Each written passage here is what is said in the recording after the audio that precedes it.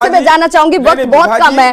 क्या आपको ये नहीं लगता कि सिर्फ क्या आपको नहीं लगता कि आप जिस दावे के साथ इस वक्त मैदान में हैं, आप जो कह रहे हैं उस पर यकीन करने के लिए जनता को सिर्फ और सिर्फ इच्छा शक्ति पर लोग यकीन कर लें? किसी ग्राफ की जरूरत नहीं है, किसी डेटा की जरूरत नहीं है, किसी लाइन लेंथ की जरूरत नहीं है, किसी तरह के आंकड़े की जरूरत नहीं है, किसी तरह के एक्सपर्टाइज की जरूरत नहीं है।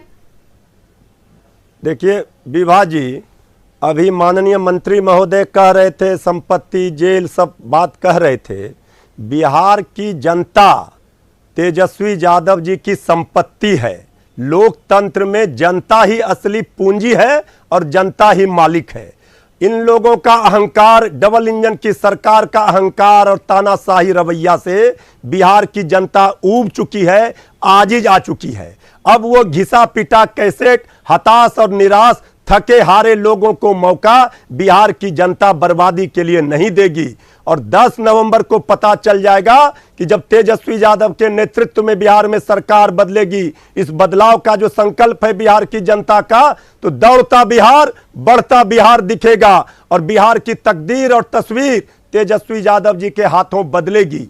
रही बात रोड मैप की, हमने सारा रोड मैप, सारा ब्लूप्रिंट जनता के सामने, आप देख लीजिए तेजस्वी यादव जी के चुनावी सभा में किस तरह से जनता का सैलाब उमड़ रहा है। असली घबराहट और बेचैनी सत्ता पक्ष के लोगों को यहां है। ये हमारे शासनकाल का भय दिखाते हैं, अपने शासनकाल की उपलब्धि नहीं बताते हैं। अरे वर्तमान पर चर्चा कीजिए, आपने डबल इंजन में क्या फायदा मिला? हाथ जोड़कर मुख्यमंत्री जी ने प्रधानमंत्री जी से कहा था पटना यूनिवर्सिटी को सेंट्रल यूनिवर्सिटी का दर्जा दीजिए। क्या मिल गया? सेंट्रल यूनिवर्सिटी का दर्जा, विशेष राज्य का दर्जा बिहार को मिल गया। और उन्हें अपने आवरण को एक नए तरीके से आप रखने की कोशिश कर रहे हैं, या तेजस्वी ये बताने की कोशिश कर रहे हैं कि देखिए अब ये बदलता हुआ आरजेडी भी है जिसमें सिर्फ और सिर्फ वही है पहली से लेकर आखिरी तक। लालू प्रसाद जी विचारधारा बन चुके हैं, उनकी विचारों से हम लैस कर रहे हैं। उन्हीं के लाल है तेजस्वी यादव जी, उसी की लड़ाई, उन्हीं की लड़ाई तेजस्वी यादव जी लड़ रहे हैं आगे आकर के। और तेजस्वी यादव जी को सारे बिहार की जनता आशीर्वाद देने के लिए तैयार है। आप ये कैसे कह सकते हैं? लालू प्रसाद जी हमारे राष्ट्रीय अध्यक्ष हैं, उन्हीं के नल लाल है तेजस्वी यादव जी। सबसे बड़ा दल का नेता आज कौन है सदन में?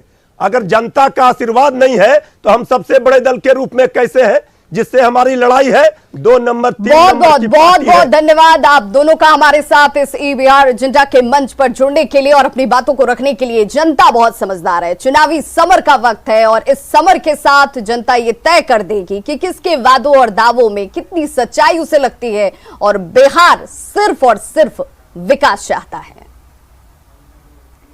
धन्यवाद विभा। तो देखा आपने किस तरह से 15 साल बनाम 15 साल को लेकर महागठबंधन और एनडीए के अपने अपने दावे हैं। बिहार में अराजकता की स्थिति थी, ये कहा है नीरज ने, जो कि बिहार सरकार में भी मंत्री भी है। लॉ एंड ऑर्डर सुधारने से माहौल बदला है उनकी सरकार में, ये दावा उन्होंने किया। नीतीश सरकार ने लड़कियों को साइकिल दी, जिसकी वजह से बेटियां आगे बढ़ पा रही हैं, बेटियां नागरिकों की सुरक्षा कर पा रही हैं।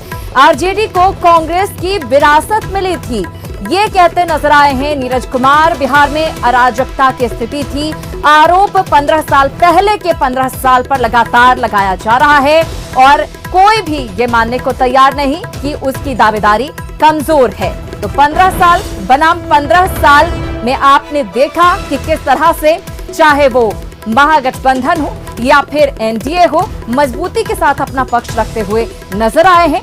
देखना यही होगा कि उनके दावे पर जनता कितना भरोसा करती